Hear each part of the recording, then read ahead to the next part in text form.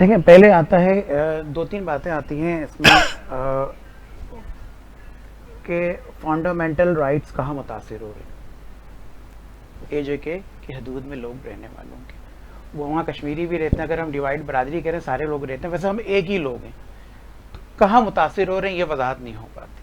وضاحت کے لیے جو دو باتیں کی جاتی ہیں وہ کہتے ہیں فائنینشیل ریسورسز ہمارے 12 سیٹوں پہ لگ رہے ہیں اور پولیٹیکل انفلوئنس ہے 12 سیٹوں کے دو کے اوپر. اچھا اب آتی ہے بات کہ مطالبہ کر کون رہا ہے. اگر مطالبہ پیپلز پارٹی کر رہی ہوتی, پولیٹیکل پارٹی, سمجھ میں بات آتی. نون کر رہی ہوتی بات سمجھ میں آتی. پی ٹی آئی یا جماعت اسلامی کر رہی تو بات سمجھ میں آتی تھی. Joint action committee civil society, ایک سول سوسائٹی فورم آ گیا, ایک trader association civil society forum, جس سے 10 سے 12,000 لوگ اس کے ممبرز ہیں گے. اس طرح تو کوئی بھی لاہور چیمبر بھی اٹھ کے کہہ دے گا پنجاب کے اوپر کہ بھئی یہ نہیں, ہم تو نہیں مانتے, اس آئینی اب ترمیم لے کر آئیں. راولپنڈی ٹریڈر ایسوسیشن بھی کہہ دیں گے کہ نہیں ہمارے آئینی مطالبہ. تو اس کا جواب کیا ہوگا؟ ٹھیک ہے آپ کی جو ہے آپ کا مطالبہ ہوگا, آپ کے لیے ٹھیک ہوگا اگر عوامی رائے, اکثریتی رائے اس کو فیصلہ دے دیتی ہے تو پھر یقیناً وہ قانون یا آئین میں ترمیم ہو سکتی ہے. اس کے لیے طریقہ کار موجود ہے, یہ تو کوئی بھی اٹھ کے کہہ سکتا ہے گا.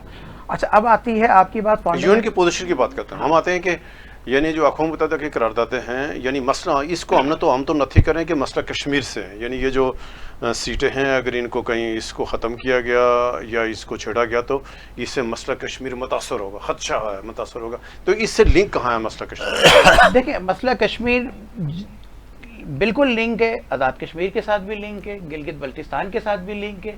گلگت بلتستان کے ساتھ وہ کہتے ہیں ہمیں پروونسز, مطالبہ ہے نا ان کا پروونس کا کہ ہم ایسا پروونس ڈکلیئر کر دیں. تو اس کا کیوں نہیں ڈکلیئر ہو سکا؟ کیونکہ آزاد کشمیر جو ہے یونا کی ریزولوشن اس کو اجازت نہیں دیتی ہے گی. براہ راست لنک ہے تو ورنہ اب تک صبح بن جانا تھا اس کو. تو مطالبہ اس کا بھی نہیں مانا گیا کیونکہ یونائیٹڈ نیشن کی ریزولوشنز کے تحت اس پوری اس خطے کا فیصلہ ہونا ہے گا. اسی طرح مقبوضہ کشمیر کی بات کر لیتے ہیں, بھلے وہ ون سائیڈڈ بھی ریزولوشن پاس کر لے, ان کی اسمبلی بھی پاس کر لے, مگر یو این اے کی ریزولوشنز کے اوپر وہ حاوی نہیں ہو سکتی, نہیں ہو سکتی اس کے اوپر. تو وہ بھلے وہ فیصلہ اگر ہم نے پاکستان کے ساتھ نہیں رہنا, آزاد کشمیر کے ساتھ گل کے ساتھ نہیں رہنا, مگر وہ ان ایکسیپٹیبل ہے جب تک یونائیٹڈ نیشن کی بائنڈنگ جو ہے جو ریزولوشن ہے وہ پورے اے جے اینڈ کے کوئی بائنڈنگ ہے گی.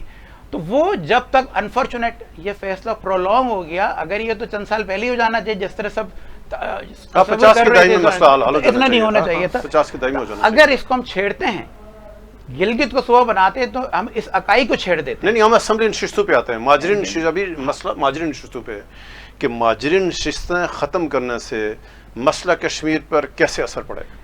دیکھیں یہ کیا امپیکٹ کیا پڑے گا آپ کے پاس. امپیکٹ یہ پڑے گا کہ اب اس کا آپ کا جسچر کیا جا رہے گا.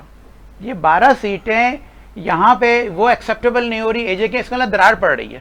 ہماری اس اکائی میں درار پڑ رہی ہے کہ یہ 12 سیٹیں لوگ کی الگ لوگ ہیں. یہ 12 سیٹوں والے یہ کشمیر کے لوگ, یہ گلگت کے لوگ, یہ جموں کے ڈوگرے, یہ لداخ جو ہیں ایک ہی اسٹیٹ کے لوگ ہیں نا. ایک ہی اسٹیٹ میں وہ درار پڑنا شروع ہو رہی ہے, یہاں پہ تفریق شروع ہو رہی ہے گی. اب تفریق جب پڑنا شروع ہو جائے گی تو سمجھ لو آہستہ آہستہ پھر ہم اس تفریق کو جب بڑھاتے چلے جائیں گے تو وہ تقسیم چلائے گی, اور جو جنرلی ہندوستان بھی چاہتا ہے گا. ہندوستان کیا کر رہا ہے اس ٹائم؟ تو وہی یہی کر رہا ہے نا کہ اب پاپولیشن ڈیموگرافی سب بدل رہے گا. تو وہ 30 لاکھ اس نے آباد کرنے کا پلان کیا ہوا ہے گا. وہ تقسیم اس کے بعد اس کو بھی ڈسکارڈ کر دیں ہم اس ایشو کے ساتھ.